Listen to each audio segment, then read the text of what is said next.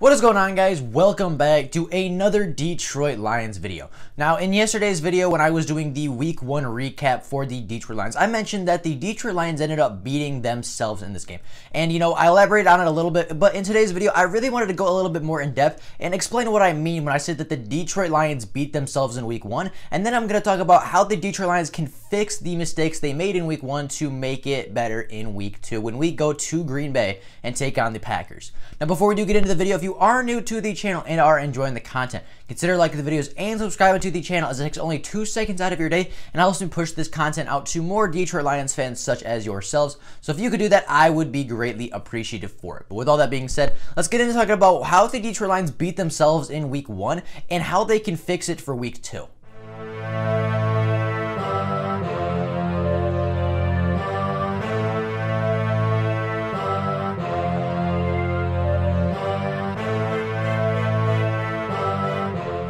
Now, the Detroit Lions made a lot of very silly and very fixable mistakes when they played the Chicago Bears, which ultimately led to the downfall of the Lions. Now, one of the biggest ones and one of the biggest mistakes the Detroit Lions made was the penalties. They had a lot of penalties, a lot of crucial penalties, and those, I'm not going to say cost us the game, but they were definitely a big part in why the Detroit Lions momentum shifted, why the Bears momentum shifted in a positive direction, and why the outcome of the game was what it was. Now, the biggest penalty in the game was obviously Jamie Collins headbutting the referee for some reason. I've never seen anything like that. I've never seen a player headbutt a referee, and I know it wasn't malicious. I know exactly what Jamie Collins was trying to do. He was trying to explain the fact that David Montgomery, the Bears running back, was doing something illegal, and he was lowering his head to initiate contact, which should have been a penalty on the Bears. Jamie Collins was trying to explain that, and when he was demonstrating what he was trying to explain, he was too close to the referee. The ref moved a little bit. The more I watch it, the more I seriously think the ref turns his shoulder into Jamie Collins. But at the end of the day, Jamie Collins made that mental mistake. He had that lapse in his judgment, and that ended up with him getting kicked out of the game, which was a big part of the loss for the Detroit Lions, because if Jamie Collins was in there, I have no doubt that he's making a couple big plays in that game, and those could very well have changed the narrative and helped us win that game, helped us hold on to that fourth quarter lead. Another big one was Jelani Tavai jumping off sides when we needed a big stop by the Detroit Lions offense. I can't remember exactly what the down and distance was, but the Bears were, within 5 yards of getting a first down, and Jelani Tavai jumped off sides, gave the Bears a first down, extended the drive, and they went down and scored a touchdown on that drive. Desmond Trufant had a couple really big penalties. He had a face mask, and he had a pass interference on the same play or something. That was really bad on Allen Robinson. We had the face mask on Mitchell Trubisky, which he then even got out of and made a big play out of it, and that just extended the gain further. Like, the penalties were bad in this game. The Detroit Lions did not look prepared. They looked very sloppy at points in the game. They were having a lot of penalties. They had lapses in their judgment a lot, and again, that sucks. That's really, really bad for the Lions. It's a bad look for the coaching staff. But again, that is a very fixable thing. That is something the Detroit Lions should work on this week in practice, is, fundamentals, which Matt Patricia loves to teach. The fundamentals, just, play clean. Do not grab. Do not hold the face mask. Do not jump off sides. Just play clean. Use your brain a little bit. Don't, if you're getting beat, and it's not even like Desmond Trufant was getting beat on that play, but if you're in coverage, don't just grab. Don't freak out. Just stay calm, and your athleticism, your football IQ, your football ability will take over, and you will be fine. The Lions need to learn this before week 2, because if we have all these penalties again, the Detroit Lions, I believe, had 8 penalties for 77 yards, leading to 4 different first downs.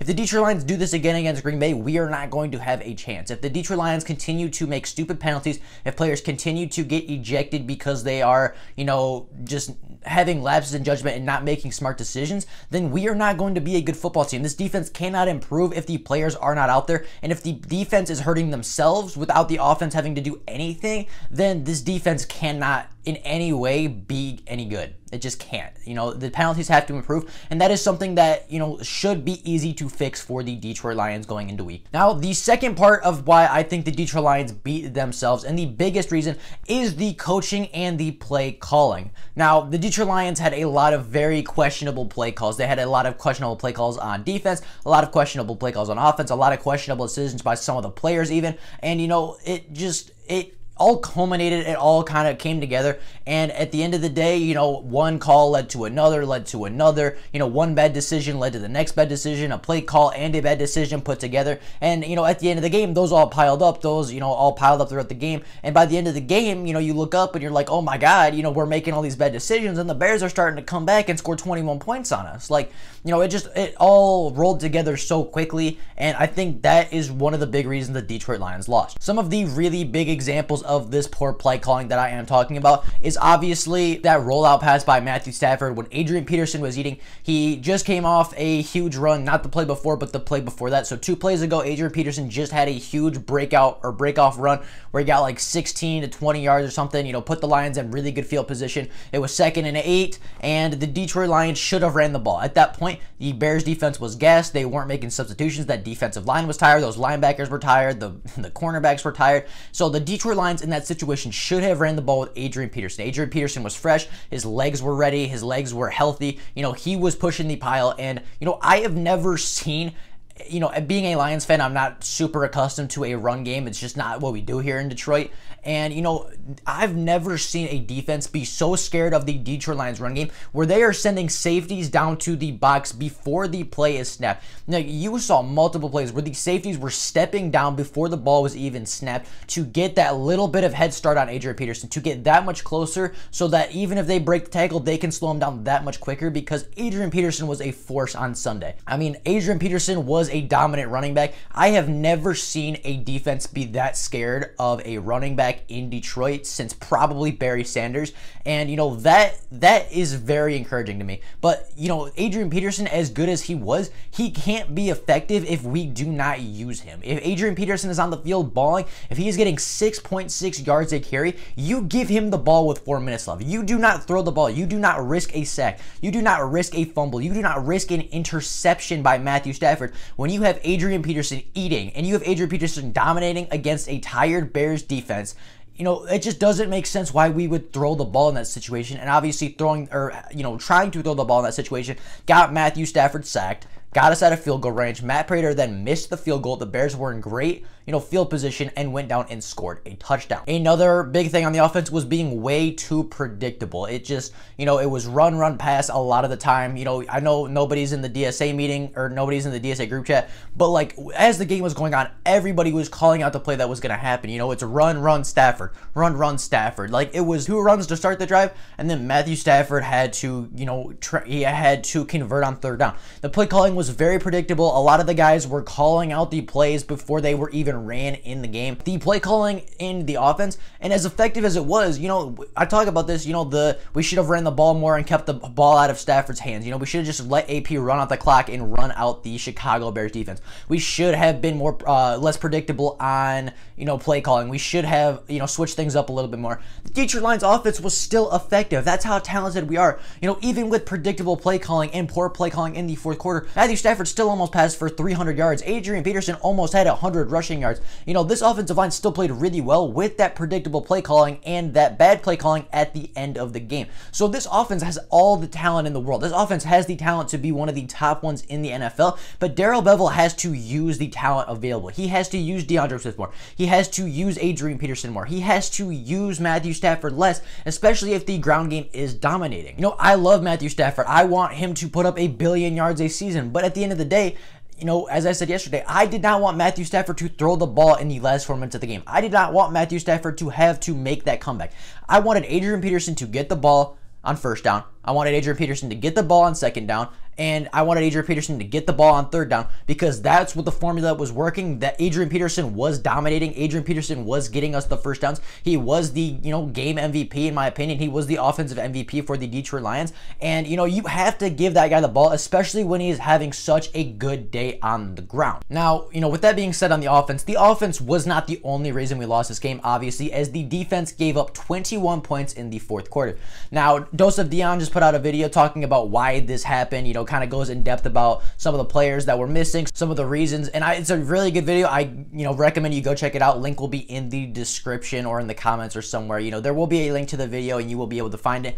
Go watch it. It is fantastic. And I understand that Tony McRae and Darryl Roberts and Amani were the only 3 cornerbacks left on the roster that were healthy. I understand that Tony McRae was starting on the boundary, which is something he very rarely did in Cincinnati, and is something that he is not good at, nor should he be doing on a consistent basis. I understand that Darryl Roberts is not a fantastic cornerback and that Darryl Roberts should not be out there a lot, but you have to work with what you have in the NFL. You have to, if your cornerbacks get hurt, you have to be the next guy to step up in that secondary, and I understand our secondary didn't do that, and the Bears picked on Tony McRae and Darryl Roberts, who are our 5th and 6th string cornerbacks, by the way.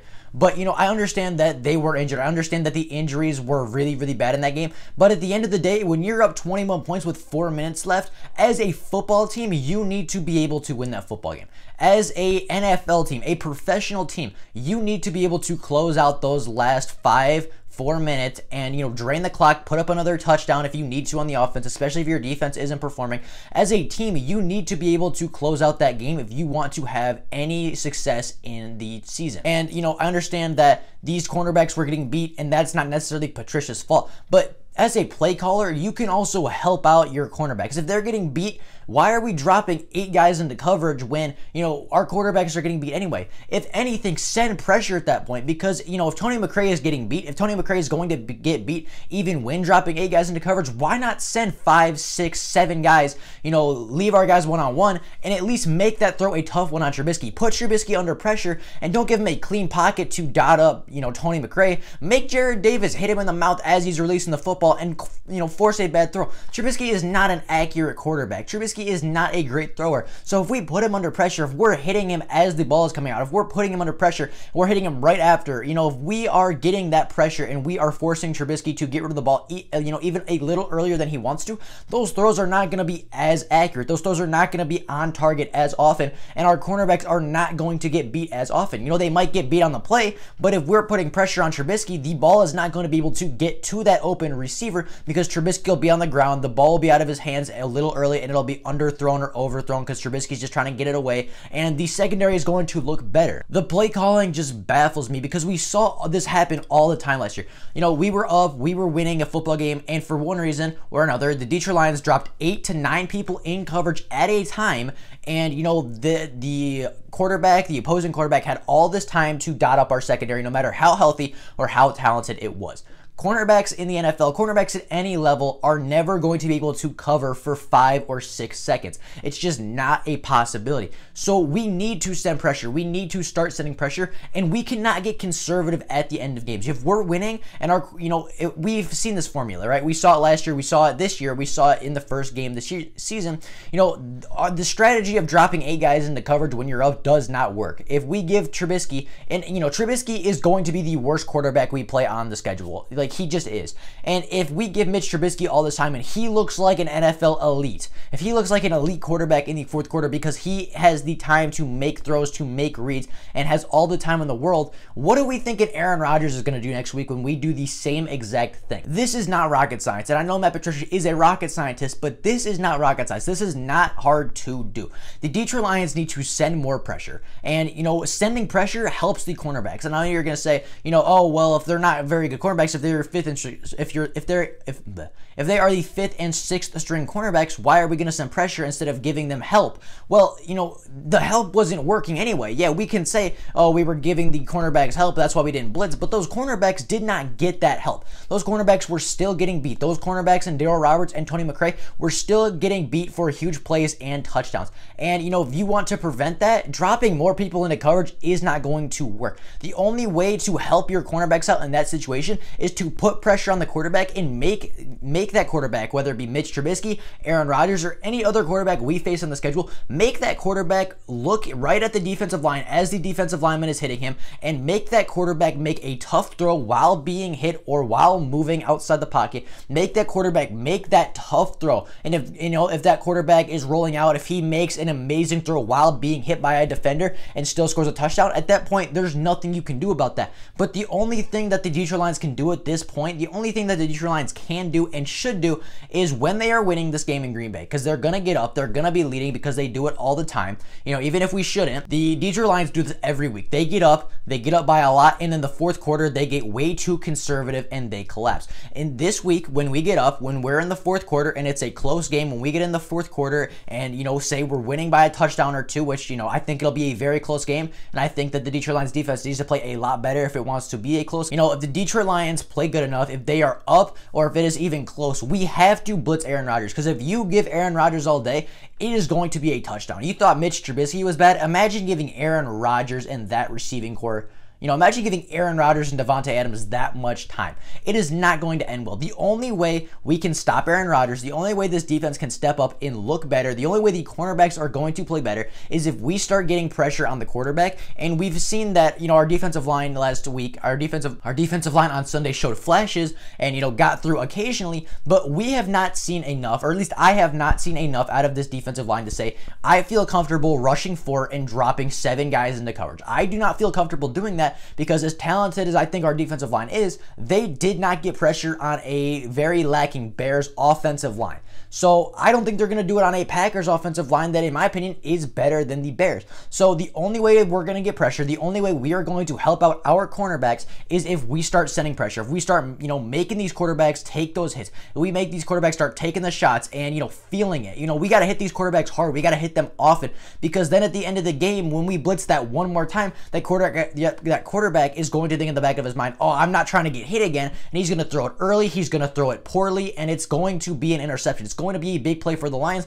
because that quarterback, whether it be Aaron Rodgers, whether it be, you know, Kyler Murray in 2 weeks, whether that be Drew Brees in 3 weeks, you know, these quarterbacks are not going, they don't want to take hits. Quarterbacks do not want to get hit when they are throwing the football. So if we do it over and over and over again, and the fourth quarter comes around and we send that blitz one more time, that quarterback's going to think, dang, I do not want to get hit again. I do not want to get sacked again. I do not want to, you know, have this ball come out, you know, weird again because I'm getting hit. So he's going to throw the ball early or make a poor decision, and that is going to work to the Detroit Lions' favor. Now, that is what I think the Detroit Lions need to do to fix their defense, and what I think went wrong. I think that they got way too conservative at the end of the game. I think the play calling was pretty bad throughout the entirety of the fourth quarter, and that is why we lost the game. So in order to fix that, we need to be more aggressive. We need to have that killer instinct. We need to, you know, get in dagger time, bro. Like, that was a whole storyline throughout the offseason, is dagger time for the Detroit Lions, and they need to do that. They need to accomplish. They need to finish drives. They need to finish games on both the offensive and defensive side of the ball, and the way they do that is getting aggressive with the run game, you know, letting Adrian Peterson just be that mauler, that killer in the middle, and just let him go do his thing, and being aggressive on defense and going and hitting the quarterback. Now, with all that being said, that is all I got for you guys today. If you are new to the channel, as I said, please consider subscribing and liking the videos, as it helps me push this content out to more Detroit Lions fans such as yourselves. But with all that being said, that is all I got for you guys today. This is going to be the last video on the Chicago Bears. We move on to Green Bay tomorrow. So with all that being said, that is all I got for you guys today. I hope you guys enjoyed the video. Have an absolutely fantastic rest of your day. If there is Lions news before tomorrow, I will obviously make a video letting every single person know. But until then, that is all I got for you guys right now. Hope you guys enjoyed the video, and I will see you all tomorrow with more Detroit Lions content. Bye, guys.